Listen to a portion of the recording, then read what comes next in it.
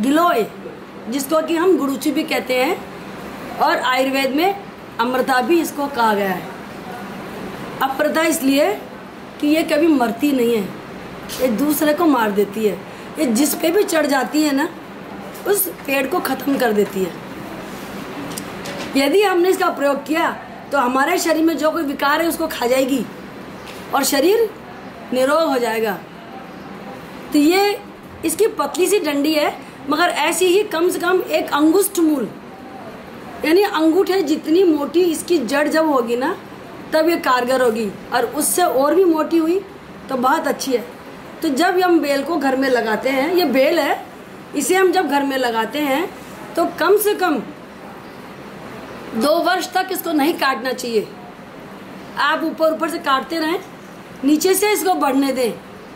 जब 2-3 साल में जाकर के एक अंगूठे के बराबर ये मोटी हो जाएगी, और जब हमारे काम की है, इतनी पतली हम ठीक है, नहीं से तो ये बेटर है, काम ले लेते हैं, मगर ये हमारे शरीर में असर कम करती है। इसकी इतनी ताकत नहीं होती जितनी कि मोटी की होती है, और औषधीय रूप में भी मोटी ही काम में आती है। ये अभी थोड़ा गीली है, ये ताज़ा है, नई नई ऊपर की कोपल जो तोड़ ली है हमने, और ये इसके पत्ते हैं। इसके पत्ते बहुत बड़े बड़े होते हैं, और आजकल तो भेड़ चाल की तरह चल रहा है कि हर आदमी इसके पत्तों को काम में ले रहा है।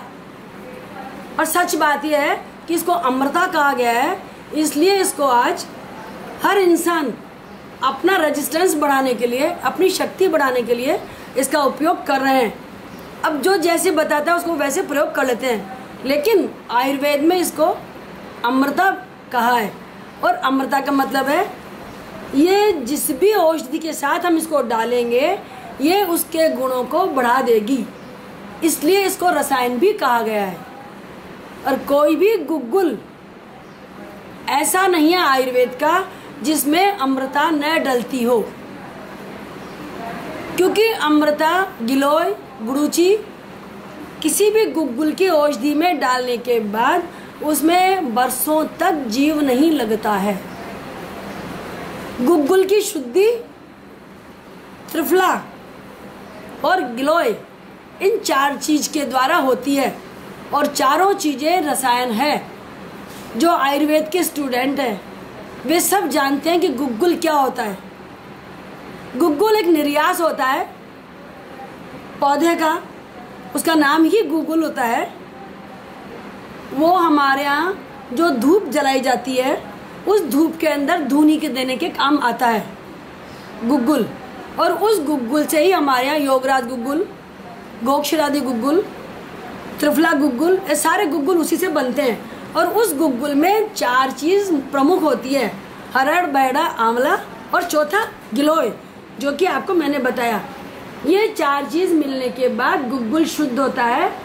फिर जिस भी औषधि को उसमें डाला जाए वो निर्विकार बनती है, और उससे हमारे शरीर के होने वाले रोगों को लाभ मिलता है, और उस रोगी की उससे रेजिस्टेंस पावर बढ़ती है।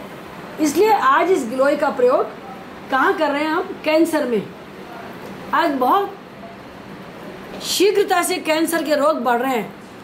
हम उसका कारण नहीं जानते हैं कि वो क्यों बढ़ रहे हैं, लेकिन मैं दावे से कह सकती हूँ, और मैंने बहुत लोगों पे प्रैक्टिकल किया है, प्रयोग किया है और कर रही हूँ, कि हम जितना स्टील का बर्तन हम काम लेते हैं उससे कैंसर की मात्रा बढ़ रही है। वो जो स्टील है हमारे शरीर की प्रतिरोधक क्षमता को खत्म करता है, इसलिए जीवाणुओं का संक्रमण का हमारे शरीर पे विशेष रूप से प्रभाव पड़ता है, और बॉडी का इम्यून कम होता है, रेजिस्टेंस पावर कम होती है। तो कोई भी एक ग्रंथि रूप में हमारे शरीर में जब बन जाती है तो उस ग्रंथि पर उन दोषों का लेयर बनते रहता है, और इतना सूक्ष्म रूप से धीरे धीरे बनता है कि हमें ये पता नहीं लगता है कि हमारे शरीर में किस चीज़ की उत्पत्ति हो रही है, कौन सा रोग उत्पन्न हो रहा है, जिसका कि हम ट्रीटमेंट करें। जब 2nd स्टेज, 3rd स्टेज आती है तब पता लगता है कि हमको कैंसर हो गया। लेकिन यदि इसके मूल में जाएं तो मैं एक ये भी कारण बतलाऊंगी कि स्टील का बर्तन जो हमारी रसोई में है उसे कम से कम प्रयोग करना चाहिए, क्योंकि स्टील से रेजिस्टेंस पावर कम होती है। हमें उसे गर्म नहीं करना चाहिए, हम खाना परोस के खा सकते हैं, ठंडी चीज़ उसमें रख सकते हैं, मगर गर्म करने के लिए हमको पीतल का बर्तन, कलई किया हुआ, जिसमें कलई लगी हुई है, रांगा लगा हुआ है, उस बर्तन को प्रयोग करना चाहिए, क्योंकि रांगा हमारे बॉडी के इम्यून को बढ़ाता है। असली नकली की बात अलग है, लेकिन अच्छी क्वालिटी का हम रांगा खुद लेके हम उन बर्तनों पे कलई कराएं, उन बर्तनों को हम गर्म करें, तो हमारे बॉडी का रेजिस्टेंस पावर बढ़ने से कैंसर से हम बहुत ज़्यादा बच सकते हैं। तो कम से कम जो न्यू जनरेशन आ रही है, जो छोटे छोटे बच्चे हैं, उनका तो इम्यून कम नहीं है, उससे इम्यून बढ़े, और इम्यून बढ़ने से क्या होगा, रोग प्रतिरोधक क्षमता बढ़ने से हम रोगों से मुकाबला कर सकेंगे। तो आज मैं गिलोय लेकर आई थी। ये जो गिलोय है, इसके बारे में बताना था कि हमारे शरीर में किस तरह इसका प्रयोग करना चाहिए, जिससे हम उस रोग प्रतिरोधक क्षमता को बढ़ा सके, और बात बात में हम किसी प्रकार की औषधि का प्रयोग नहीं करें। हम इसमें से इतना सा गिलोय का टुकड़ा लें, उसे कूट लें, ये ताज़ा है इसलिए कूट लें, पानी में उबालें, छान के चाय की तरह उसे पी लें। ये क्या होता है, थोड़ा कड़वा होता है, इसका जो रस है खट्टू यानी चरपरा, और तिक्त माने कड़वा, और कषाय माने कसैला। तो ये 2-3 रस इसके अंदर होते हैं, जिससे कड़वा होता है तो बच्चे पीते नहीं हैं। लेकिन हम इसको थोड़ी मात्रा में बच्चों से शुरू करें और सारे घर वाले इसको ले लें, तो बॉडी का इम्यून बढ़ेगा, और इसकी रोज़ हम चाय भी पिएंगे तो कोई नुकसान नहीं है। और जब ये गिलोय नीम के साथ लग जाती है, नीम पर लगा दी जाती है, तो हम क्या कहते हैं, नीम गिलोय।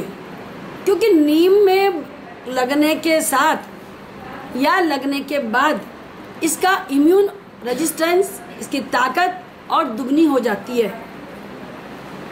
क्योंकि नीम क्या है, हमारे बॉडी में जितने भी जर्म्स हैं उनको ख़त्म करता है, जितना भी संक्रमण है उसको ख़त्म करता है, और ये 2 जब मिल जाएंगे तो पूरा ही ख़त्म हो जाएगा। तो कैंसर वाला रोगी यदि इसका सत्व ले, इसका क्या होता है, इसको कूट के पानी में भिगो के इसका वो बनाया जाता है, सत्व एब्स्ट्रैक्ट निकाला जाता है। तो एब्स्ट्रैक्ट निकाल कर सुखाकर उसे रखते हैं, उसकी हम आधा ग्राम की मात्रा सुबह सुबह खाली पेट ठंडे पानी से ले लें, या व्यक्तिशः रोगीशः हम उसको देखें कि किस रोगी को कितनी आवश्यकता है, उसके अनुसार चिकित्सक से परामर्श करके उसकी मात्रा को निर्धारित करें, देवें। हम अपने मन से उसकी मात्रा उस रोगी को ना दें, तो उसको देने से उसके कैंसर में बहुत आराम मिलेगा। या इसी तरह उसका जो भी कोई रोग है जिसमें इसका इम्यून नहीं है और बहुत समय से चल रहा है, पुराना हो गया है, तो भी हम उसको देंगे तो उसमें लाभ मिलेगा। तो हम इसको लेकर के थोड़ा कूट के सुखा लेंगे, सूखने के बाद इसका पाउडर बना लेंगे।